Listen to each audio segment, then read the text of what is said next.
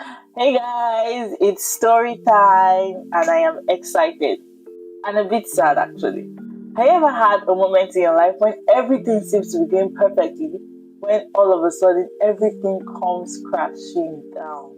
Moving into a new country is an adventure filled with expectations and dreams. So I did what every traveler would do. I booked a stay for the 1st of September till the end of my academic year as I was coming for studies. And I had to book somewhere to stay for a week because I was arriving on the 25th of August and I had a week before my lease was going to start. Little did I know that something really interesting was coming for me. The excitement of starting a new chapter filled my face as I stepped off the plane into the city of Ottawa. After settling in, I decided to go visit the apartments I was going to stay for my academic year and I had made a $700 deposit. Upon arrival, things took an unexpected turn. As agreed with the landlord, the apartment was supposed to be shared with a girl and two boys. But guess what? I was going to be the only girl sharing the apartment with three boys. To make matters worse, the place looked like a scene from a horror movie. The place was super nasty, the kitchen was filled with dirty plates, the bathroom was a mess. I couldn't even put a lock on the door to even make me feel a bit sick. I was so devastated and sad as things did not turn out as I planned. As I walked back to my temporary stay, I started thinking of the next move to make. So feeling like my heart was about to explode after shedding so much tears all evening, the next day I mustered courage to message the landlord. After a series of contemplation, he finally gave me back $500.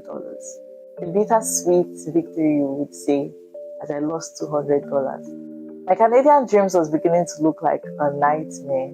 And then I began a new journey. Desperate to find a stable place, I began on a quest to find a new apartment. Spent so much time, energy, resources on transport, and when I would get to certain places, it felt like an endless ordeal as the place was taken. I finally found one and eager to secure the place, I paid the first and the last month rent, which was 1,300. I even had a guarantor lined up, which was the kind landlord that hosted me for a week. But wait for it, the nightmare wasn't over. Disaster struck again. After the new landlord spoke with my guarantor, who was the nice lady that said she was going to put in a good word for me, the new landlord decided that she wanted a guarantor with a credit check. I thought I had all this situation under control. I guess not. I was then left in a precarious situation. With no lease signed, the landlord demanded a 4 months rent upfront or a guarantor with a credit check, which I had neither. The battle for my money began as I had no lease signed and my money was hanging. I felt so devastated that I shedded tears endlessly. Finally spoke to a friend who helped me get a lawyer. And after so much back and forth, I finally recovered my $1,300. That was a lesson learned the hard way. So we just one day left to find a place. My friend saw how devastated I was and decided to come help me. We scrambled through a lot of places. At about 11 p.m. that day, we got a call to come see a place. On getting to the place, saw a tiny room, and also the rent was about $750, which was the highest of all the rents. Seeing that I had no option, I had to make deal with that place. I lived there for about 2.5 months, but trust me, those 2.5 months were the toughest months. The apartment was far from my school, it was far from my work that I struggled to get, which is another story, another day. On this fateful day, I luckily got a call from the nice lady that hosted me for a week, and she said, Agatha, there is an open space in my house. Would you love to rent the room? I was excited, but what was the catch? I had to forfeit my $750 deposit made in the house because I had signed a 1 year lease.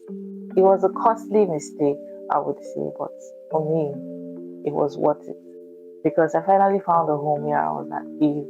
I lost $950 and I share my story so you don't make the same mistakes that I did. Make sure to know the rules guiding the landlord and the tenancy board of the city that you're moving into. Do not make any deposit without seeing the house first and signing a proper lease. Let my experience be a cautionary tale and a guide of your journey into Canada. Thank you for going through this emotional roller coaster with me. I really appreciate. And if you have tips or you had similar situations, please feel free to drop your experience in the comment section below. I'll really appreciate that. Thank you for watching and see you next time. Bye for now.